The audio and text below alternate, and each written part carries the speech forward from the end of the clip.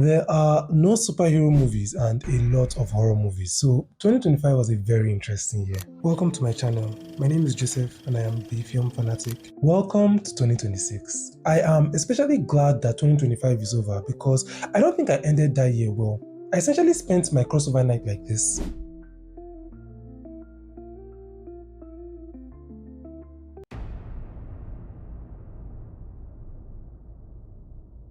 But one thing you can trust that I did well is my filmography. So let's update our watch list together as I go over my top 10 movies of 2025. But first, three honorable mentions and why did it make the cut? Bogonia. This film is very good and I love Yogosi's unique type of weird. But similar to another 2025 film, Together, the ending just makes the whole film seem like a very bad joke. Frankenstein. The dialogue was the problem. This was a visually magnificent film with a perfect cast, but they would just talk finish and I'll be like, eh? The Naked Gun. This would have been my number 11 and is honestly my new favorite comfort film. They just don't make them like they used to. If you enjoyed movies like Pink Panther or Get Smart, you will definitely enjoy this film. Now, time for the top 10. Number 10, Sinners. This is a very fun horror movie and I don't think a lot of people acknowledge how difficult that is to pull off. We got a lot of iconic moments from this film and a good amount of them came from Haley Steinfeld. That makes me very happy. But then you stuck your tongue in my coos and fucked me so hard, I figured you changed your mind. Wunmi is finally getting the respect that she long deserves, and this is Michael B. Jordan's second best performance. Let's not get carried away. It now delivered a powerful soundtrack that will stand the test of time, and a cast and crew that understood the assignment. I anticipated it last year and it did not disappoint. Thank you, Ryan Coogler. Number 9, K-pop Demon Hunters. The soundtrack was better. Sorry, not sorry. The story is good, the songs are fun, and the animation is beautiful. If you've not seen it, you are doing yourself. I actually don't mind a sequel, which is very rare for me because there are a lot of interesting unanswered questions. I want to know who Rumi's father is, and I would love a little more information on the two of them's backstory. See, if played well, Huntrix could be revolutionary.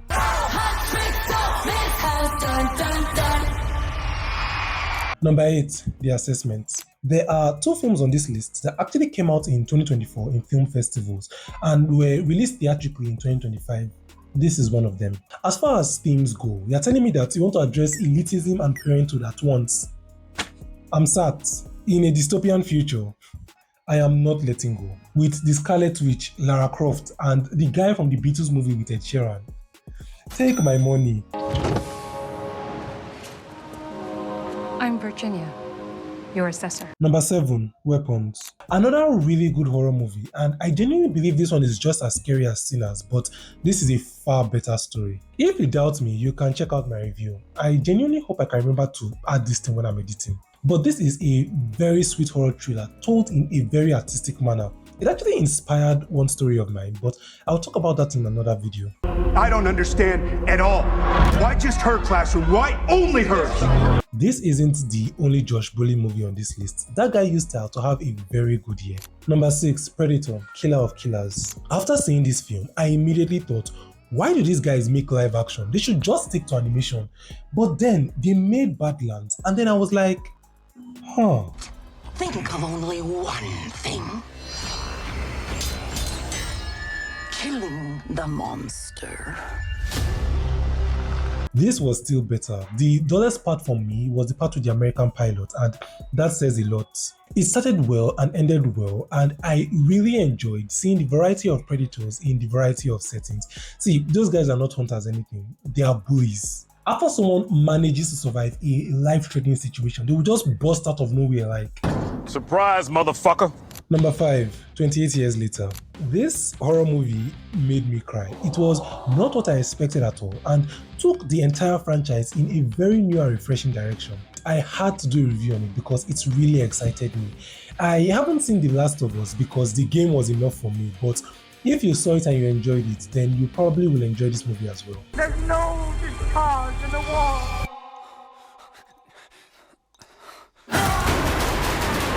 Just so you know, I am now classifying this franchise as body horror. Number 4, Wake up, dead man. I always try to be as objective as possible whenever I'm making this list, and it actually pained me because I wanted this movie to be much higher on this list. Murder mysteries are my second favorite genre. What do you mean a dead body was found under mysterious circumstances and one random oversabi has come to make himself the center of attention in that case? The premise is always interesting, and Knives Out stands out because they managed to make whodunit not the most important question, but how and why. Makes me sick.